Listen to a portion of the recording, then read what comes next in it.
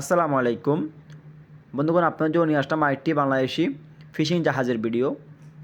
বন্ধুগণ, এই ভিডিওতে আপনারা দেখতে পাচ্ছেন এটি বাংলাদেশি ফিশিং জাহাজ। এটি হচ্ছে কাঠের তৈরি একটি জাহাজ, যেটাকে বলা হয় কাঠবুড়ির জাহাজ। দেখতে পাচ্ছেন বন্ধুগণ, এই জাহাজটি একটু ওল্ড মডেলের একটি জাহাজ। যখন বাংলাদেশে ফিশিং আসছিল, যখন বাংলাদেশে এই ফিশিং সিস্টেম শুরু হয়েছিল, তখন এই জাহাজগুলো ছিল।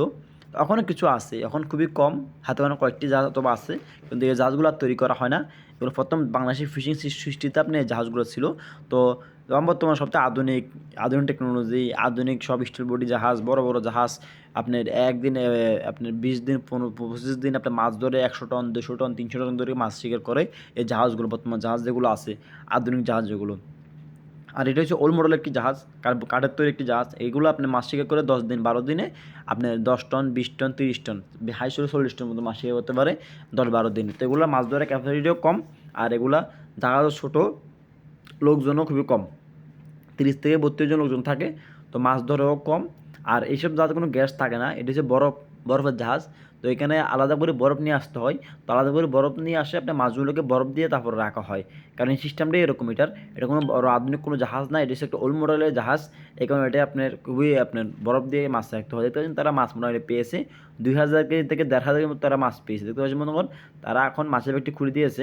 তো মাছ সবগুলো ডেকে পড়ে গেছে, যেটাকে বলা হয় জাহাজের ডেক। তো এইসব জাহাজগুলো আপনার জাল ওঠানিও আপনার আগে থেকে জাল ওঠায়। এসব জাহাজে আপনার জাল ওঠা আগে মাথা থেকে, মানে কেউ জাহাজের মাথা দিয়ে আছে এখান দিয়ে জাল ওঠানি হয় সব জাহাজগুলো।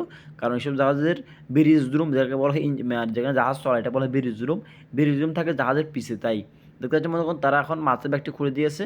তারা অল্প পরিমাণে মাছ পেয়েছে, তার ছোটো জাহাজ কোনো মাছ বেশি পাওয়া যায় না, তারা অল্প পরিমাণে মাছ পায়। দেখতে পাচ্ছেন তারা মাছের ব্যাগটি খুলে দিয়েছে, সম্পূর্ণ মাছগুলো জাহাজের ডেকে দেখা যাচ্ছে। দেখতে পাচ্ছেন মনে করেন সাগর খুবই শান্ত, খুবই শান্ত সাগর দেখতে পাচ্ছেন আপনারা, একদম নিরভয় সাগর। তো তারা মাছের ব্যাগটি খুলে দিয়েছে, তারা সম্পূর্ণ মাছগুলো জাহাজের ডেকে পড়েছে দেখতে পাচ্ছেন আপনারা।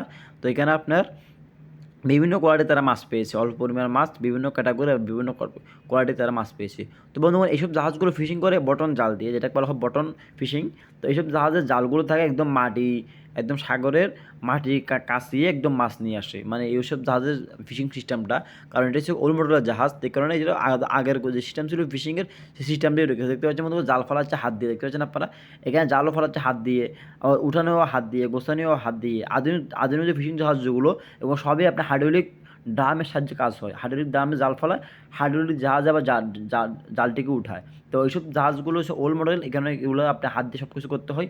দেখতে পাচ্ছেন আপনারা, সব কিছু হাত দিয়ে ফেলতে হয়, সুরবান হাত দিয়ে ফেলতে হয়, জাল হাত দিয়ে ফেলতে হয়, জাল মাছের ব্যাগটি উঠানোর সময় তো আপনি একটু সিঙ্গেল হুক লাগে, তো মাছের ব্যাগটি জাহাজে উঠে দাঁড়ায়। তো বন্ধুগণ, আমার ভিডিও যদি আপনার থেকে একটু ভালো লেগে থাকে তাহলে অবশ্যই লাইক কমেন্ট শেয়ার করবেন।